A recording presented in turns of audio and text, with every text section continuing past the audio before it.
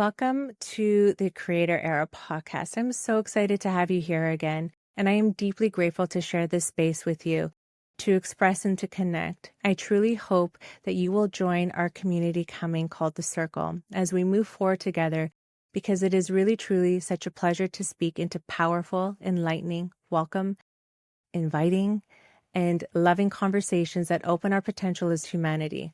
And together we are going to pivot into this new human narrative, starting with ourselves. This is what the Creator Era podcast is all about.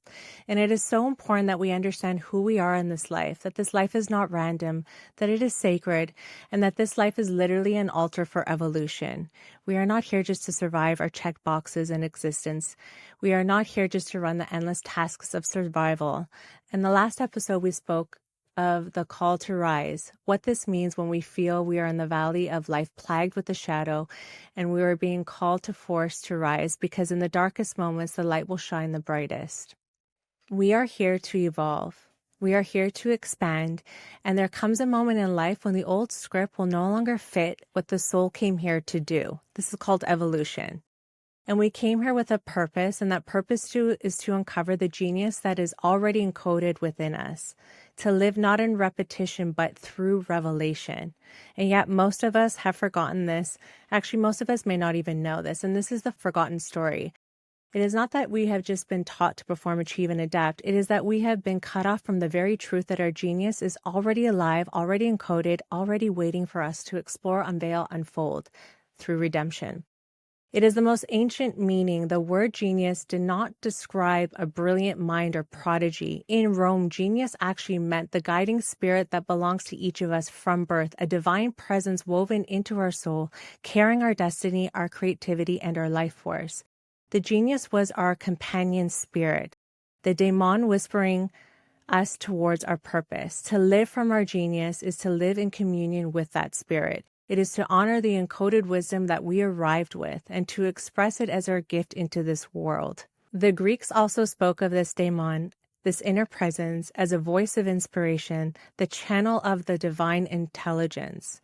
Socrates himself said that he had a daemon that guided him, whispering warnings or encouragement into the moments of choice. The daemon was not ego. It was never the smaller self. It was the part of the soul that is forever connected to the internal and the infinite potential. Genius, in this ancient sense, was not something that we own. It is something that moves through us when we are aligned, present, and willing to listen. And here's the paradox. We will never uncover or unfold that genius if we live as prisoners of inherited narratives. We can't get to it. If we keep following the paths carved by others, if we keep measuring and comparing ourselves against somebody else's definition of worth or success, we will suffocate and silence our very inner genius that belongs and lives through us. We cannot connect where we are performing. We cannot receive when we are imitating. And we definitely cannot connect if we are disconnected on somebody else's story. Einstein once said, "Everybody is a genius, but if you judge a fish by its ability to climb a tree, it will live its entire life believing that it is stupid." Genius does not look the same in every body. It has infinite potential of expressions. One person's genius might be invention. Another one might be empathy. And for some, it is motherhood, the sacred genius of shaping life with the tenderness and patience, the very act of creation. For another, it might be cataclysm, the gift of breaking patterns so something new can emerge. For some, it might show up as creativity, a rhythm, a design, a vision. For others, it might live as care, as listening, as presence, or the emanation of joy. Genius never wears a single mask. It is not confined to a laboratory or to any stage. It lives in the grandmother who feeds the family from scraps, in the child who sees beauty where others will see nothing. It lives in the healer who is listening and becomes the very medicine. It lives in the builder who is laying the bricks with devotion, the leader who is carrying the vision, and the friend who knows that the right word will come through the right time. But genius is more than any talent. Absolutely. Genius is the soul in fullest expression. It is when we stop hiding, stop performing, and stop comparing. And we begin to live from the truth encoded within us. And to uncover the genius is to master our own expression of our soul, to love our own soul story so deeply that it becomes our compass. Because encoded into the soul is the spirit of universal wisdom and love. And when we live from this place, we are absolutely not surviving. We are transmissions. Genius becomes a gift, not for only us, but for the entire humanity and our world.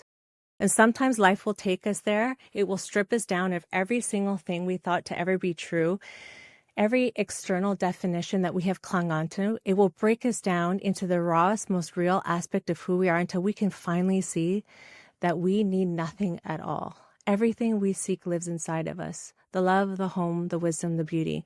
Everything external is wonderful, but it's extra. That is the genius of understanding, to live from our divinity.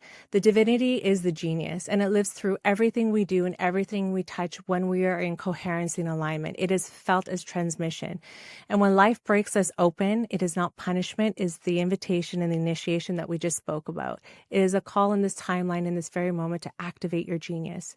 History shows us that this genius will often rise in eras of deprivation, when the outer world collapses and the soul comes forward to soothe and to illuminate what the darkness has taken away. The Renaissance was born from plague, from war, from famine, a time when despair had hollowed Europe. And yet, from that emptiness, genius emerged. Artists, scientists, visionaries became the vessels for something greater, for something new. They drew from the well of the soul when the surface of the world had nothing left to offer. The Renaissance was not only cultural, it was mostly spiritual. It was humanity remembering that even in the darkest times, beauty and wisdom forever lives on within us. And now there's absolutely no doubt that we are in such a moment again. The systems around us are collapsing. The old story is crumbling. And we are being called into a new renaissance, and we really need it.